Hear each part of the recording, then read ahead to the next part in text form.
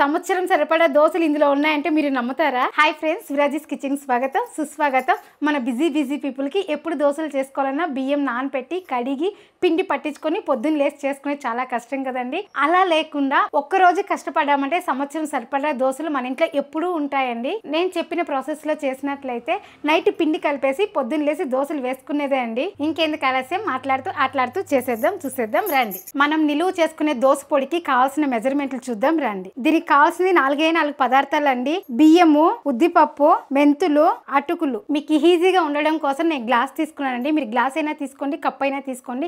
కాకపోతే నేను ఎలా అయితే కొలతలు పెడతానో అదే కొలతలతో వేశారంటే పర్ఫెక్ట్గా వస్తుందండి. నేను ఇక్కడ రేషన్ బియ్యం తీసుకున్నానండి. మీరు సోనా మసూర బియ్యం అయినా తీసుకోవచ్చు. అలాగే అంగిల్లో దోశల బియ్యం అంటే ఇస్తారండి, అదైనా తీసుకోవచ్చు.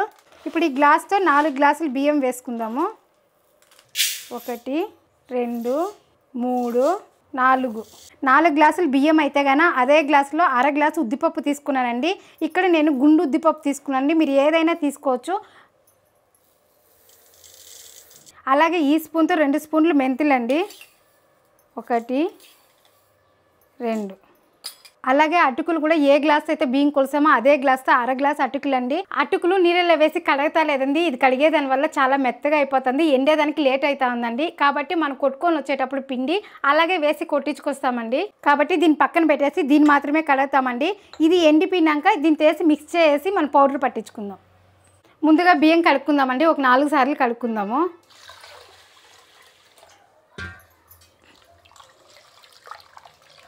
ఇలా కడుక్కుంటే డస్ట్ ఏమైనా ఉంటే కూడా వచ్చేస్తుందండి. చాలామంది వీడియోలు చూశానండి, అలానే వేయించేసి పౌడర్ చేశారు. కాకపోతే అందులో ఉండే డస్ట్ అందులోనే ఉంటుంది కదండి. కాబట్టి 1 రోజు 2 రోజులు టైం పట్టినా కానీ ఇలా కడిగి ఎండబెట్టుకొని చేసుకున్నట్లయితే క్లీన్గా ఉంటుందండి. అలాగే మనం సంవత్సరం పాటు నిలువ చేసుకోవాలి కదా, అలాంటప్పుడు మనం నీట్గా చేసుకుంటేనే కదండి. అందుకే నేను కడిగి ఎండబెట్టి నేను పొడి కొడుతున్నాను.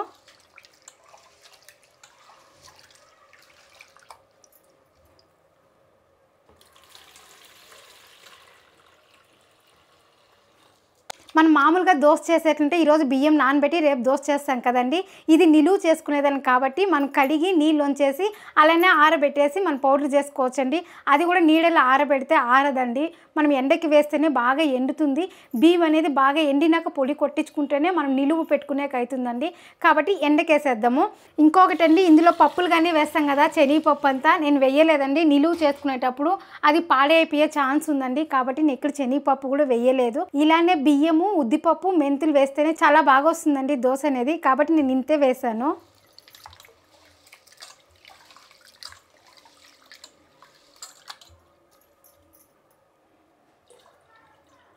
ఇలాంటి ఒక వైట్ బట్ట వేసుకొని ఎండబెట్టుకున్నామంటే బాగా ఎండిపోతుంది.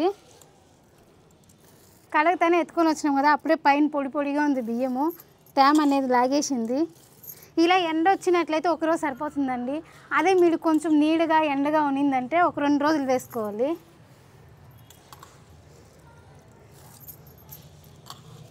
ఇలా వేసేసి పల్సగా నిలిపేద్దాం.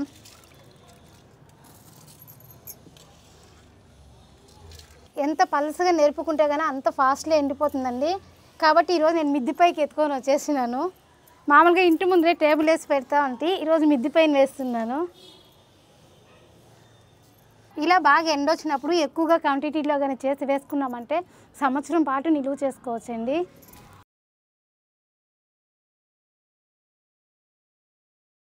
అక్కేం ఇంత పెద్ద బట్ట వేసింది మాత్రం అర్థానికే అనుకుంటున్నారా? ఇక్కడ పావురాయలు బాదండి, కాబట్టి దీన్ని ఇలా క్లోజ్ చేస్తున్నాను. అప్పుడు పావురాయలు తినకుండా ఉంటుందండి. మనం అన్ని మెజర్మెంట్లో వేసాం కదా, అది ఉద్దిపప్పే తినిందంటే బియ్యం ఎక్కువ ఉంటుంది, బియ్యం తినిందంటే ఉద్దిపప్పు ఎక్కువ ఉంటుంది. కాబట్టి ఇలా బట్ట మూసేసినామంటే అలానే ఉంటుందండి. ఇలా చేసి ఏదైనా వెయిట్ పెట్టినామంటే బట్ట ఎక్కడ చెదరకుండా ఉంటుంది. ఇది ఎండిన తర్వాత చూద్దామండి. ఎండ బాగుంది కాబట్టి మళ్ళీ వచ్చి కలపాల్సిన పని లేదండి. కాబట్టి సాయంకాలం దాకా ఇలానే పెట్టినామంటే బాగా ఎండిపోతుంది. సాయంకాలం తీసుకొని పిండి కొట్టించుకొచ్చేద్దాం. చూడండి, ఎండ అయితే బాగా వచ్చింది, కానీ ఎండేదానికి 2 రోజులు పట్టిందండి. పైన వేరే మనం బట్ట కప్పేసాం కదా, కాబట్టి 2 రోజులు పట్టింది. ఇట్లా బాగా ఎండితేనే అండి మనం స్టోర్ చేసుకునేకైతుంది. ఇప్పుడు దీంతో అర గ్లాసు అటుకులు వేస్తున్నాము. మనం అటుకులు వేసింటే 3 రోజులు ఎండబెట్టారండి. ఎందుకంటే అటుకులు నానే ముందరికి అన్నంలాగా అయిపోతుందండి. కాబట్టి రేపు మళ్ళీ ఎండబెట్టి ఉండాల్సిందే. ఇప్పుడు దీన్ని బాగా మిక్స్ చేసేసి మన మిషన్కి తీసుకొని మెత్తగా మన పౌడర్ ఆడించుకొచ్చేద్దామండి. మన బియ్యం పిండి కొట్టించుకుంటాం కదా మురుకులకి అలాగే రొట్టికి అంతా అలా కొట్టించుకున్నామంటే సరిపోతుంది. ఇప్పుడు పిండి కొట్టించుకొచ్చేస్తామండి. కొట్టించుకొచ్చిన తర్వాత దోశలకి ఎలా ప్రిపేర్ చేసుకోవాలో చేసి చూపిస్తానండి. చూడండి పిండి అయితే కొట్టించుకొచ్చేస్తాం. చాలా నైస్గా మనం మామూలుగా బియ్యం పిండి కొట్టిస్తాం కదా అలా కొట్టించుకొచ్చామండి. ఇప్పుడు దీన్ని కలిపి పెట్టేద్దాం. చూడండి మీకు ఎంత పిండి కావాలో అంత చూసి కలుపుకోండి. ఎండి పౌడర్ కదా అని ఎక్కువ వేసేసినామంటే ఒదుగుబడి అవుతుందండి. ఇక్కడైతే నేను 1.5 కప్పు వేసుకున్నాను. మనము ఇక్కడ ఎండి పొడి కదండి వేస్తాం బియ్య పొడి కాబట్టి ఉప్పు వేసేస్తున్నాను. ఉప్పు వేసేదాని వల్ల మనకు బాగా పులుస్తుందండి పిండి అనేది. ఇప్పుడు నీళ్ళు పోసి మన దోశకి ఎలా కావాలో అలా కలుపుకుందాము. ఇలా చేయి పెట్టి కలపండి, ఎందుకంటే ఉండలు ఎక్కడ రాకుండా ఉండాలి కాబట్టి చేత్తో కలిపినామంటే బాగా మిక్స్ అవుతుంది పిండి అనేది.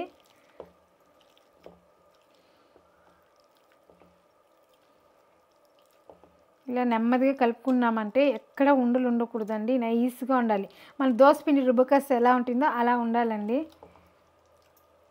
మామూలుగా మనం దోసపిండి రుబ్బినామంటే ఉప్పు వేయం కదండి, దీనికి కంపల్సరీ ఉప్పు వేసి పెడితేనే పిండి అనేది పులుస్తుంది. నైట్ వేసి కలిపి పెట్టినట్లయితే పొద్దున కల్లా బాగా పొంగుతుందండి. చూడండి కొంచెం గట్టిగా ఉంది పిండి అనేది. ఇంకొంచెం నీళ్ళు వేద్దాం.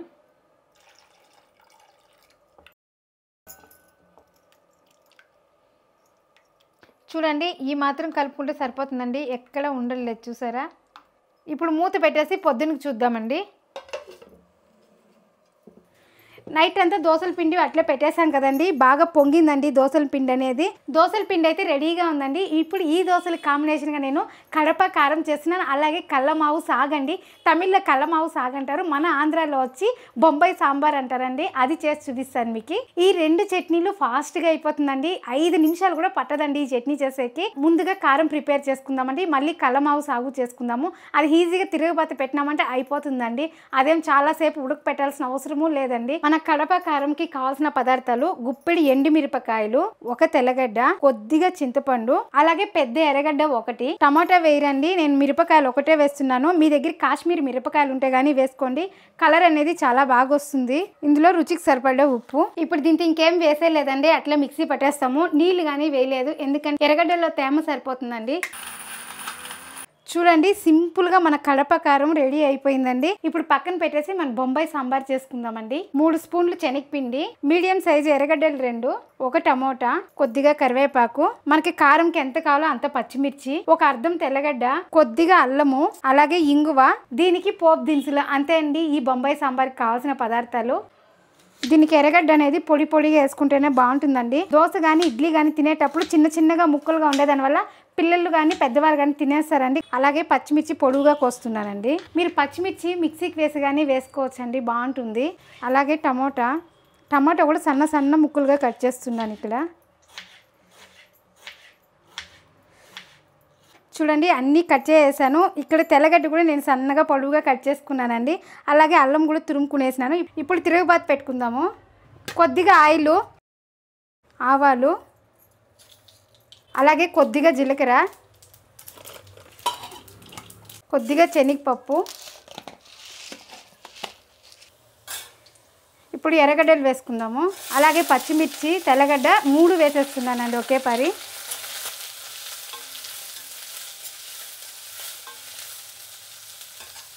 అలాగే కరివేపాకు. ఇలా కొద్దిగా వేగిన తర్వాత మనం తురుము పెట్టుకున్న అల్లం వేసేద్దాము.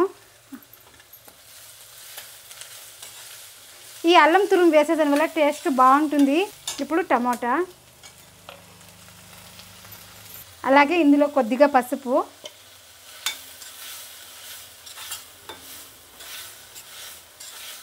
ఇప్పుడు మనం శనగపిండి కలుపుకుందామండి. అలానే వేసినట్లయితే ఉండలు కట్టేస్తుంది కాబట్టి నీళ్ళు పోసి కలుపుకొనేసి పోసినామంటే పర్ఫెక్ట్గా వస్తుందండి. ఇప్పుడు ఇందులో నీళ్లు పోసి ఉండలు లేకుండా కలుపుకుందామండి. ఇది పల్సగా కలుపుకోవాలా గట్టిగా కలుపుకోవాలని కూడా డౌట్ వస్తుందండి. మన బజ్జీల పిండిలాగా కలుపుకోండి సరిపోతుంది. ఇంకా నీళ్ళు ఎక్కువ పోసి కలుపుకున్నా పర్లేదు. చూడండి ఇలా పల్సగా కలుపుకోవాలండి. చూసారా. ఇప్పుడు ఇంగు వేద్దాం కొద్దిగా. అలాగే రుచికి సరిపడే కల్లుప్పు. అర్థం వేగిందండి టమాటా. ఇంకొంచెంసేపు వేయించుకొని మనం కలిపి పెట్టుకుంటే శనగపిండి పోసేద్దాము. చూడండి అన్నీ బాగా వేగిపోయినాయి. కలిపి పెట్టుకున్నాం కదా, ఈ శనగపిండి పోసేద్దాం. అలాగే నీళ్ళు కూడా వేద్దాం. మీకు ఎంత థిక్నెస్ కావాలో చూసి వేసుకోండి. ఇలా పోసిన తర్వాత కలుపుకోవాలి. ఇంకొంచెంగా నీళ్ళు వేద్దాం. ఇంకోటి చెప్పడం మర్చిపోయినానండి, మీరు శనగపిండి వేసేటప్పుడు సిమ్లో పెట్టుకోండి, మంట అనేది ఎక్కువలో పెట్టద్దండి. ఇప్పుడు మనం కలుపుకునేటప్పుడు ఎక్కువలో పెట్టుకుందాము. మీరు ఈ స్టేజ్లో ఉప్పు తక్కువ ఉన్నా కానీ వేసుకోవచ్చు. చూడ్డానికి ఇప్పుడు నీళ్ళుగా ఉందండి. కొంచెంసేపు చూడండి థిక్గా అయిపోతుంది. ఇలా కలుపుతూ ఉండాలన్నమాట. శనగపిండి వేసినాక ఇలా కలుపుతూ ఉంటే మన థిక్నెస్ అనేది వస్తుంది. అలానే వదిలినారంటే అక్కడక్కడ ఉండలాగా కట్టేస్తుందండి. ఇలాగా మన పూరికి చేసుకున్నా కానీ చాలా బాగుంటుందండి. అయితే ఎర్రగడ్డలు ఇంకా దండిగా వేయాలి. పొడువుగా కట్ చేసుకోవాలండి. చాలా అంటే చాలా బాగుంటుంది పూరికి. నేను లాస్ట్ టైం చేశాను, ఇంట్లో వాళ్ళు కూడా ఇష్టంగా తిన్నారండి. చూడండి ఎంత గట్టిగా వచ్చిందో బొంబాయి సాంబారు. అంతే అండి, ఇది బుడగలు స్టార్ట్ అయినప్పుడు ఉడికేది. మనం స్టవ్ ఆపేస్తామండి. ఇప్పుడు లాస్ట్ ఫైనల్గా మనము కొత్తిమీర వేసుకుందాము. ఉడుకుతామని చూసారా, కొత్తిమీర వేసుకొని స్టవ్ ఆపేద్దాము. అంతే అండి, మన బొంబాయి సాంబార్ రెడీ అయిపోయింది. స్టవ్ కూడా ఆపేసానండి. ఈ దోశ పిండి కలుపుకుందామండి. నైట్ అన్నీ వేసేసాము, ఇంక వేయాల్సిన పని లేదు. గట్టిగా ఉంటే కొద్దిగా మనం నీళ్ళు వేసుకుందాము. మామూలుగా మనం బియ్యం నానబెట్టి ఎలా అయితే పొంగ పెడతామో పిండి అలానే వచ్చిందండి. ఇంకోటి అండి చెప్పడం మర్చిపోయినాను, ఈ పిండి అనేది చలికాలం కలిపి పెట్టినా కానీ బిన్నె పొంగదండి. మీరు ఆఫీస్ని ఇంకా వస్తేనే ఒక 6 గంటలకు అట్లా కలిపి పెట్టినారంటే పొద్దునికి బాగా పొంగుతుంది పిండి అనేది. నేను రాత్రి నానబెట్టానండి, కాకపోతే బిన్నె పొంగలేదు. అది కూడా మన వాళ్ళకి చెప్పాలి కదండి. అక్క మీరు చెప్పారు మాకు పొంగలేదని డౌట్ ఉంటుంది కదా, కాబట్టి ఈ మాట చెప్తున్నానండి. నేను నైట్కి 10 గంటలకు కలిపి పెట్టాను, పొద్దున్నకి 7 గంటలకు చూస్తే పొంగలేదండి. అందుకే ఇప్పుడు లేట్గా చేస్తున్నాను వీడియో కూడా. దీంతో సాల్ట్ ఒకటే వేసానండి, నేను చక్కెర కానీ వేయలేదు, అలాగే వంట సోడా కానీ వేయలేదండి. అలానే వేస్తున్నాను దోశ. మీకేమైనా పిండి గట్టిగా ఉంటే కన్నా నీళ్లు పోసుకోండి. నేనైతే ఇక్కడ నీళ్ళు కూడా వేయలేదు, మనం కలిపి పెట్టిండే మెజర్మెంటే సరిపోయింది. ఇంకొక టిప్ అండి, ఈ పిండి కలిపేసి ఓవెన్ ఆఫ్ చేసేసి ఉంటాం కదండి, ఆఫ్ చేసినప్పుడు ఈ పిండి కలిపి గిన్నెతో కూడా పెట్టేసి క్లోజ్ చేసినామంటే, ఆన్ చేయొద్దండి, అలానే క్లోజ్ చేసినామంటే పిండి అనేది బాగా పొంగుతుందండి. అలాగే ఓవెన్ లేని వాళ్ళకి ఇంకొక టిప్ ఉందండి. ఇట్లా కలిపి పెట్టిన పిండిని ఇలా కుక్కర్లో పెట్టేసి ఇలా మూత క్లోజ్ చేసి పెట్టండి. ఫాస్ట్లో పొంగుతుంది పిండి అనేది. విజిల్ ఏమీ వేయొద్దండి. ఇక్కడ వాషర్ వస్తుంది కదా, వాషర్ మాత్రం వేసేసి టైట్గా ఉంటుందండి, వేసి పెట్టేసినామంటే బాగా పొంగుతుందండి. అలానే స్టవ్ మీద పెట్టద్దండి, ఇలా బయటే పెట్టినామంటే సరిపోతుంది. ఆవిరికి పిండి అనేది బాగా పొంగుతుందండి. ఇప్పుడు మన పెనం బాగా వేడెక్కిందండి. ఇప్పుడు దోశ వేసుకుందాము.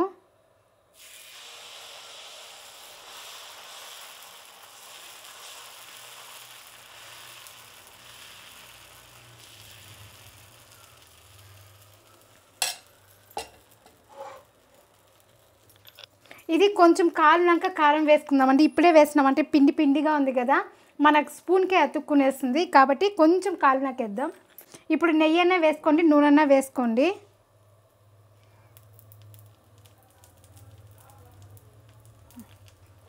ఇప్పుడు కారం వేసుకుందాము.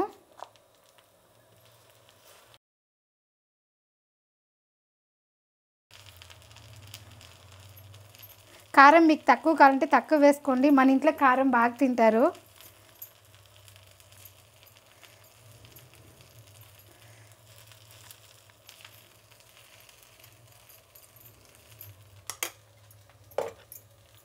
ఇది దోశ ఇంకో పక్క నేను తిప్పిస్తా లేదండి, ఇలానే తీస్తున్నాను. చూడండి మన దోశ అనేది రెడీ అయిపోయింది. చూడండి చాలా బాగా వచ్చింది, పల్సగాను వచ్చిందండి. అలాగే ఇంకొకటి వేసుకుందాము.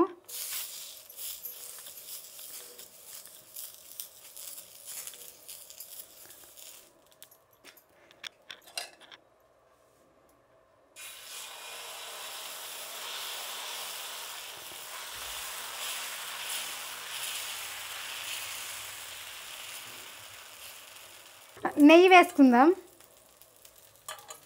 మన కారం దోశకి నెయ్యి వేస్తేనే చాలా బాగుంటుందండి. అలాగే కారం,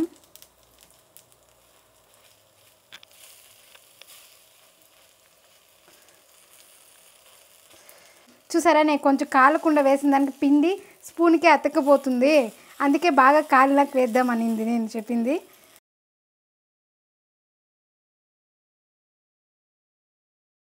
దోశ తీసేస్తామండి. ఇప్పుడు మనకెంతో ఇష్టమైన దోశ వేస్తున్నానండి. ఇది మన పిల్లలకి చాలా ఇష్టం అండి. అదేనండి మసాలా కారం దోశ వేస్తున్నాను.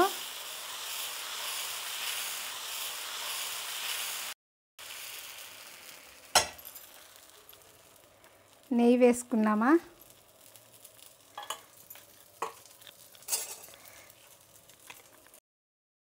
కారం వేసుకుందాం.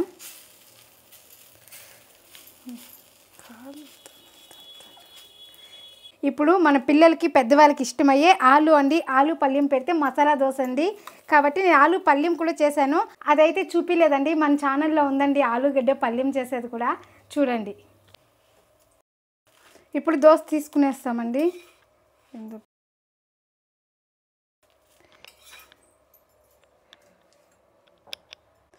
ఇంకొకటి వేసుకుందామండి.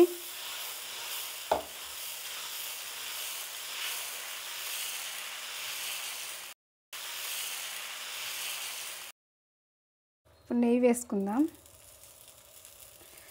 హోటల్లో అయితే చాలా అట్లా ప్యాకెట్తో ఇట్లా పోస్తారండి. మన ఇంట్లో కదా మనం నెయ్యి వేసేటప్పుడు అయ్యో ఇంత నెయ్యి అనిపిస్తుంది, కాబట్టి మన స్పూన్లు యూస్ చేస్తాము. వాళ్ళైతే ప్యాకెట్లని ఇట్లా ఇట్లా పోస్తారు. నాకు అలా వేయాలంటే ఇష్టం అండి, కాకపోతే మామ తిడతాడు, నెయ్యిని నీళ్ళు తాగినట్టు తాగేస్తావు అంటారండి మామ, అందుకే నేను తక్కువ వేస్తున్నాను. ఇది కూడా ఎక్కువే అంటారు మామ, స్మెల్తోనే పట్టేస్తారు నెయ్యి ఎంత వేసినాను అనేసి. అలాగే కారం వేసుకుందాం. మన ఇంట్లో మామూలుగా దోశ వేసినా కానీ కారం వేస్తూనే ఉంటానండి.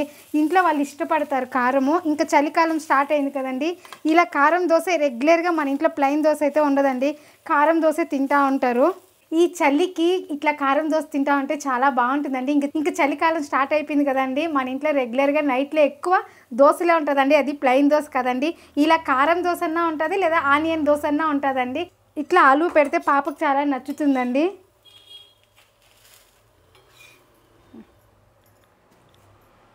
అంతే అండి, మనం ఇలా పిండి కానీ స్టోర్ చేసి పెట్టుకున్నామంటే ఇలా ఎప్పుడు కావాలో అప్పుడు కారం దోశ వేసుకోవచ్చు, మసాలా దోశ వేసుకోవచ్చు, అలానే ప్లెయిన్ దోశ కానీ వేసుకోవచ్చు అండి.